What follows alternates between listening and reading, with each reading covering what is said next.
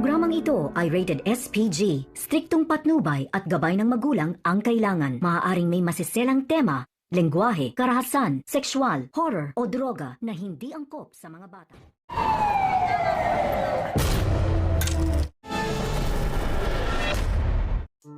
Tuluyan na ngang nagpaalam si Marsing at Nita. Ganito kalupit ang mga girero matapos nga nilang gamitin ang mga dimakulangan at nagkaletse-letse ang kanilang plano, ay nagsagawa nga ng desisyon si Jackie na ipatumba si Marsing at Nita bago pa man umano ito makapagsalita sa mga taong handa ngang makinig sa kanila.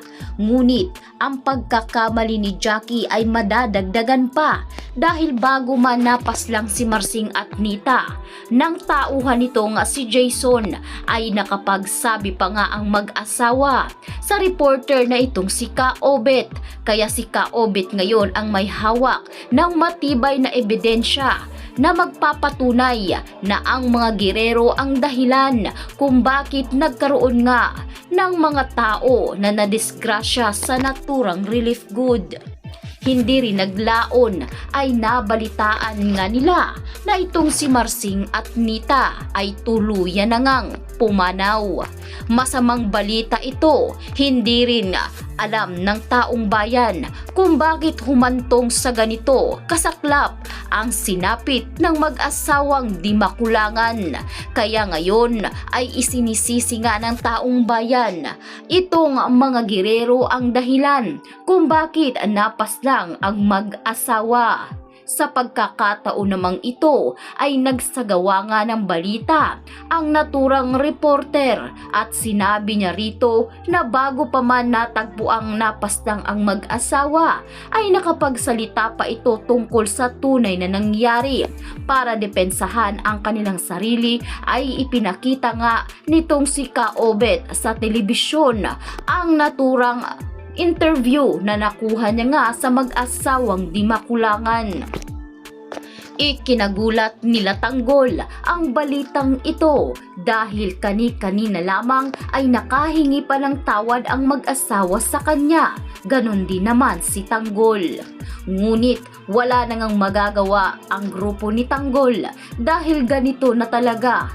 Kasama ang mga girero, gagawin nila ang lahat para manatili sa pwesto sa naturang lugar. Samantalang Mauro Garcia, hahanap nga ito ng ebidensya at nang magkaroon nga siya ng pagkakataon ay agad nga siyang umuwi sa kanila para mismo kay Tanggol ibigay ang kanyang video na nakuha sa opisina nga nitong si Espineli at nakakuha rin ng record itong si Mauro sa pag-uusap nga ni Espineli at nitong si Roberto Guerrero. Ngunit ang hindi alam ni Mauro na natunugan pala siya nitong si Kidlat, kaya agad ngang pumunta si Kidlat kay Lucio at ibinalita na marahil ay may masamang balak itong si Mauro, kaya agad nga nila itong sinundan hanggang sa pag-uwi. Dito na pag-alaman ng Red Phoenix na itong si Mauro ay kumukuha at nangangalap pala ng ebidensya.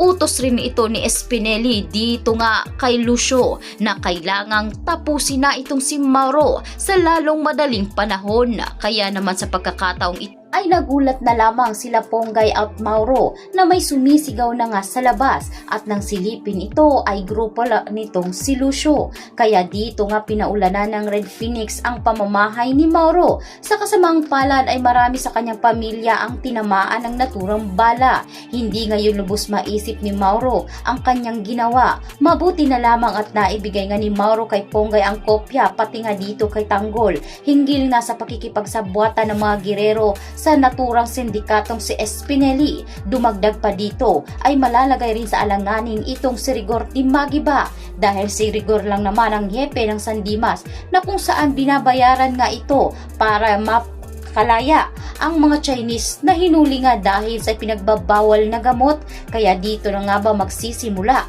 ang pagbangon ng mga Montenegro, samantalang hindi nga sinang-ayunan ng taong bayan ang mga eksplanasyon ng mga gerero na itong si Jackie at Miguelito dahil sila umano ang gahaman sa kapangyarihan kung kaya't gagawin umano ng mga gerero ang kanilang nararapat gawin para hindi nga raw sila mapaalis sa pwesto. Ang lahat ng yan ating pakakatutukan. Maraming salamat sa inyong panonood.